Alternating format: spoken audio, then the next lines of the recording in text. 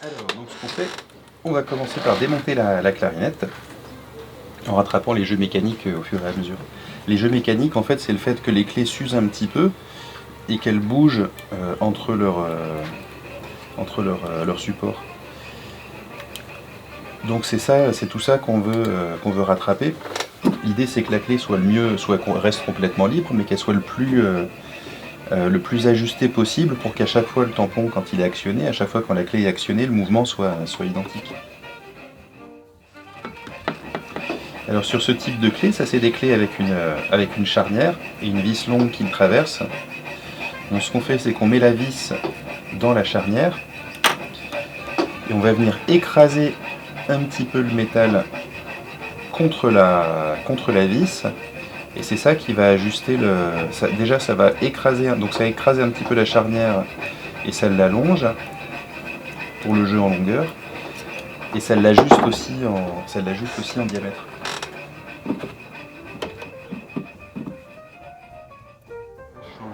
Ça c'est ce qu'on appelle une fraise à charnière. Ça sert au contraire à raccourcir la charnière si jamais on l'a par exemple un petit peu trop allongée.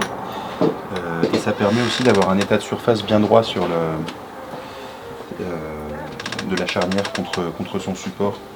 Comme ça évite, parce que des fois si la charnière au moment où tu l'allonges elle peut prendre des bords un peu irréguliers, donc tu as l'impression qu'il n'y a plus de jeu, mais très vite comme ça fait une arête ça va s'user.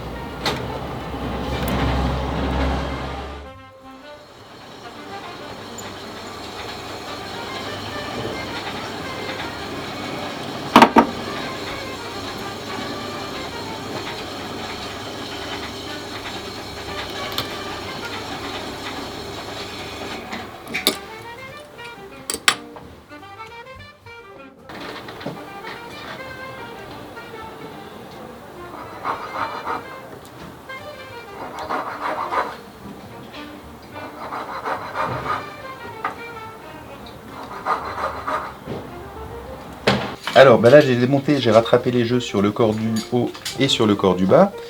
Et donc je vais emmener les deux corps et les bois pour nettoyage.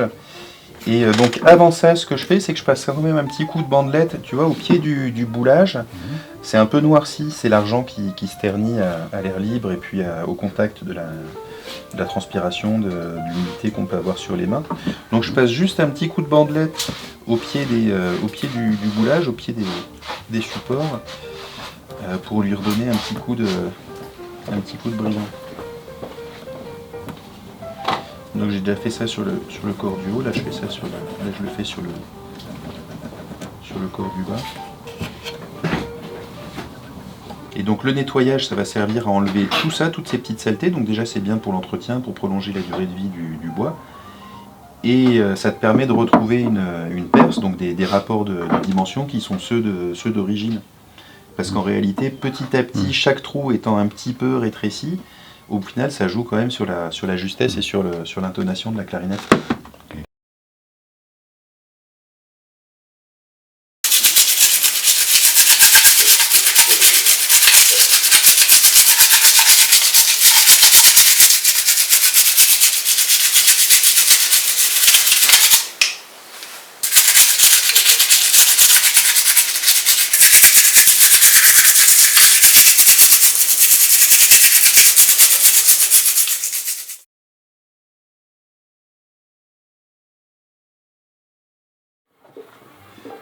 Donc c'est pas compliqué, je mets un peu de... Comme c'est du bois, de temps en temps il faut le nourrir un petit peu. Bon, l'ébène c'est un bois qui est très dense, donc qui absorbe pas non plus, qui résiste bien à l'humidité, qui absorbe pas non plus des masses, mais quand même le fait d'avoir une petite pellicule un peu grasse, ça le protège aussi par exemple contre les fentes. Parce que ça c'est c'est un problème que les musiciens peuvent rencontrer assez souvent, c'est que les bois ont travaillé, sont exposés à l'humidité, au changement de température, au changement d'hygrométrie. Tu sais, l'hiver, tu laisses la clarinette dans le coffre, tu rentres à la maison, ça prend 30 degrés de différence, donc ça peut arriver que ça peut arriver que ça fende. D'accord. D'où l'intérêt de huiler les bois.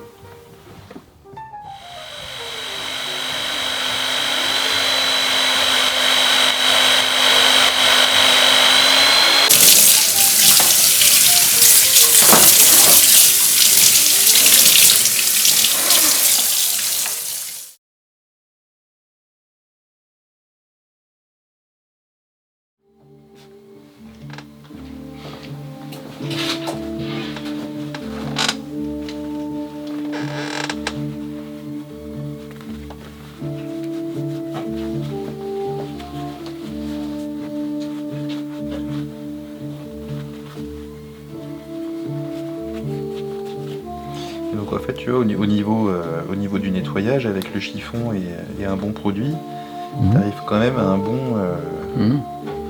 bon résultat, quoi, au niveau de... L'argent, c'est un revêtement qui ternit pas mal, qui a tendance à noircir, à jaunir, à perdre de son éclat, mais qui se nettoie très facilement aussi. D'accord. Enfin, et surtout, c'est un revêtement aussi qui est très solide. Oui. C'est-à-dire, par exemple, tu prends un saxophone, une trompette avec du vernis, qui est verni, ça a tendance à être plus fragile, quoi, à s'user plus rapidement.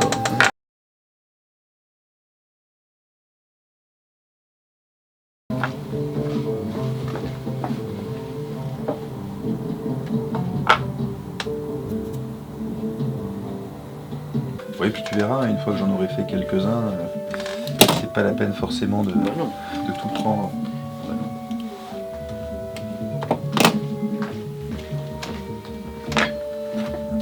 Ah oui, c'est quand même long. J'imaginais. T'imaginais pas que ce serait si long? Non, j'imaginais pas que c'était aussi minutieux. Ah ouais. Parce que là, c'est quand même.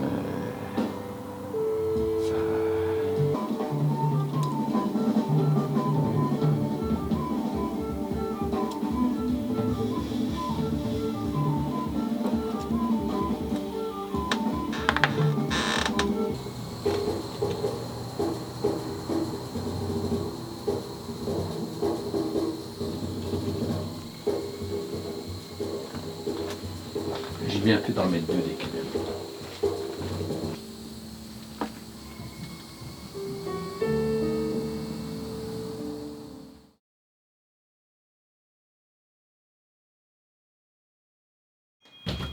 Ah, Manuel, où es-tu?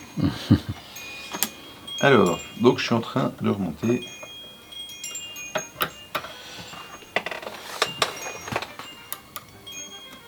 Voilà. Ça, c'est Donc petit à petit, je remonte les clés. J'ai moins avancé que ce que je pensais parce que j'ai eu quelques coups de fil, des gens qui sont passés, etc. Oui, mais bon, c'est le lot de oui. C'est clair, c'est la vie. pas ce qu'on veut. Ouais. Alors, le principe est le suivant, c'est que la colle qu'on utilise, elle est thermofusible, elle chauffe, on la chauffe et elle fond. Donc on rechauffe un petit peu la colle.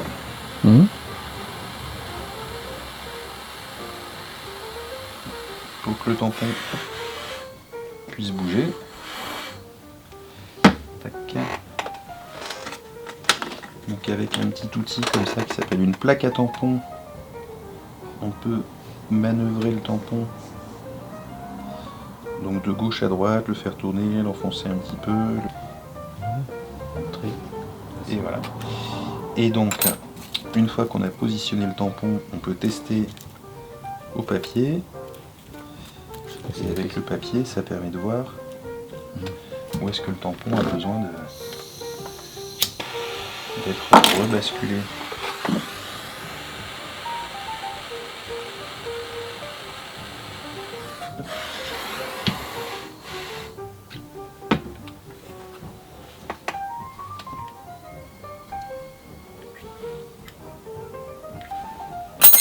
Et tant que la colle est fondue, on peut retravailler le bouchage. Donc ce qu'on veut, c'est quelque chose d'avoir quelque chose d'équilibré dans les quatre directions.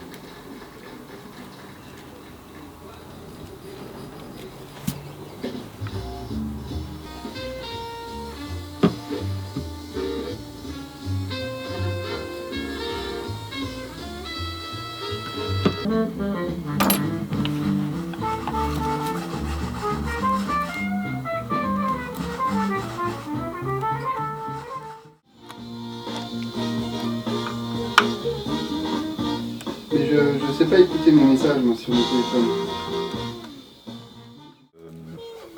De réglage entre les deux corps aussi, tu vois.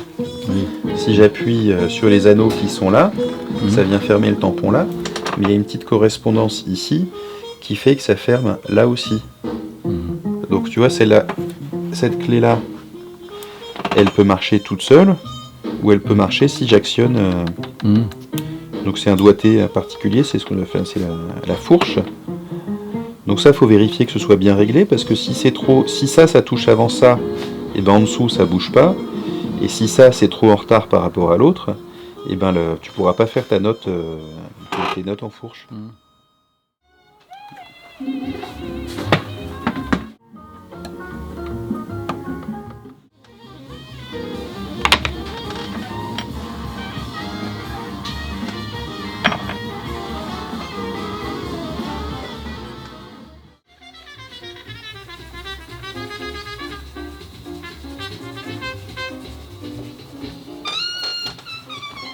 Ok.